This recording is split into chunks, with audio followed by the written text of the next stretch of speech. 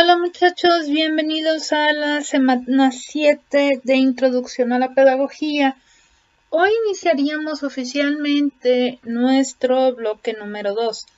Extraoficialmente sabemos que no, pero iniciamos con un nuevo tema que muchos de ustedes me habían preguntado con anterioridad, es decir, cuándo íbamos a empezar a revisar a los teóricos, a los grandes pedagogos. Y justamente iniciamos con un contenido muy interesante que es la crítica a la escuela tradicional desde las experiencias pedagógicas. Y es así que vamos a ver a diferentes autores que respondieron justamente a esta escuela tradicional. A ver, vamos a ubicarnos todos, primero que nada, a qué es considerado o cuando escuchan el término escuela tradicional, ¿a qué nos referimos? La escuela tradicional surgió en el siglo XIX, cuando la pedagogía como tal empieza a ser tomada como una ciencia, es decir, empieza a ver la educación, empieza a ser objeto de estudio de la pedagogía y empiezan a crearse nuevos métodos de cómo trabajar en las escuelas. Recuerden que previo al siglo XIX, es decir, siglo XVIII, 1700, todavía las escuelas como tales no eran algo regular. Todavía antes de la escuela tradicional, generalmente la educación era a través de un mentor. Pero cuando empieza y surge la escuela tradicional, una de las principales características que tiene es que el conocimiento era transmitido por el profesor. Y esto que era transmitido por el profesor eran verdades absolutas. ¿A qué me refiero con esto de que son verdades absolutas? El alumno no podía discutir con el maestro. La disciplina era total. De hecho, en las aulas de una escuela tradicional existía algo llamado cátedras. No han ido a escuelas viejitas de hecho aquí en Hermosillo todavía hay escuelas como la Leona Vicario, que en frente del salón hay un escaloncito, ese escaloncito se llama cátedra, y eso le indicaba al alumno que el profesor no estaba en el mismo nivel que él, el profesor estaba en un nivel más elevado. Y había una relación, yo le llamo una relación esponja con el profesor alumno. ¿Por qué? Porque el alumno era una esponjita que nada más estaba esperando a que el profesor exprimiera el conocimiento sobre él. Es decir, en la escuela tradicional se tomaba como base que los alumnos no tenían conocimientos previos o que venían, le llaman tabula rasa, es decir, venían en blanco. Y el método que se trabajaba siempre era el expositivo, solo el profesor hablaba y hablaba y hablaba y el alumno escuchaba y escuchaba y escuchaba. Y así se transmitía el conocimiento, no se hablaba de construcción ni de desarrollo, sino que Freire le llama la educación bancaria, el profesor iba y hacía depósitos de conocimiento sobre el alumno. Y es así que a nivel mundial empieza a haber grandes respuestas de pedagogos, profesores, médicos, de que dicen o nos dicen, ella espera, la educación no es solamente o no debería estar enfocada de esta forma. Hay muchas formas de trabajar con los niños, con los jóvenes, con los adultos. Y es así que en este curso vamos a examinar a 6 grandes pedagogos, educadores, autores que transformaron a la pedagogía y por ende a la educación. ¿Quiénes son estos 6 grandes autores que vamos a revisar?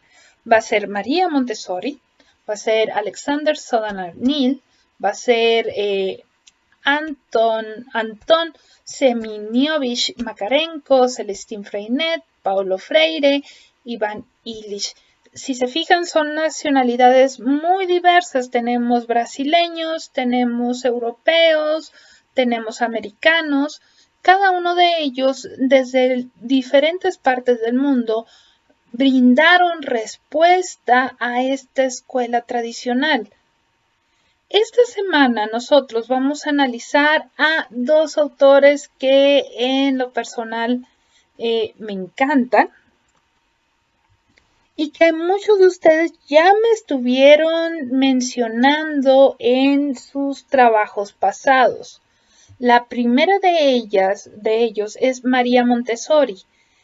María Montessori era una italiana médica que empieza a generar y empieza a trabajar con con los niños, empieza a estudiarlos, y ella tiene una frase muy famosa, que es: ayúdame a hacerlo solo.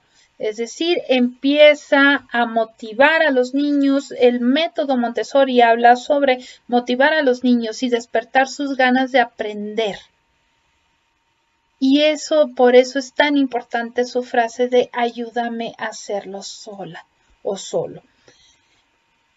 María Montessori, creo desde mi punto de vista, su más grande aportación son los periodos sensibles, es decir, ella detecta algunos periodos o algún tiempo en los niños donde expresa o ella categoriza estos periodos sensibles y qué va pasando en el desarrollo de estos niños.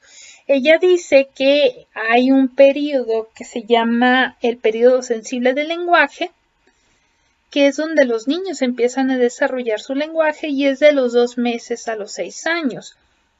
El periodo sensible de la coordinación de movimientos, que empieza más o menos alrededor de los 18 meses y hasta los 4 años es cuando empiezan a desarrollar la coordinación.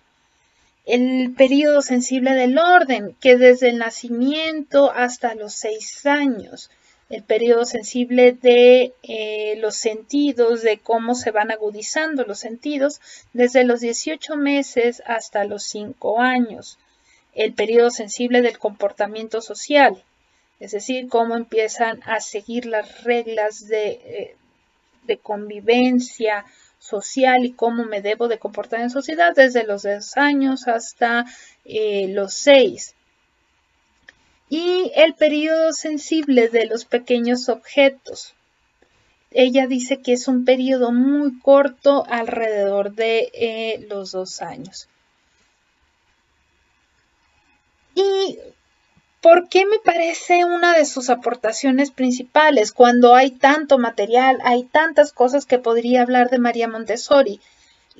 El método Montessori está basado justamente en estos periodos y cómo agudizarlos, cómo motivar a los niños en esos periodos a que trabajen o estén preparados para aprender con facilidad. A su vez, tenemos a Celestín Freinet. Celestín Freinet fue francés y él también respondió justamente a esta escuela tradicional. Celestín está marcado justamente en la escuela activa. La escuela activa nació en Europa y en Estados Unidos como una respuesta a la pasividad que exigía la escuela tradicional. ¿Se acuerdan que decía yo que en la escuela tradicional el alumno estaba sentadito mientras el maestro le depositaba, decía Freire, el conocimiento? Pues parte de la escuela tradicional era la exigencia de la disciplina.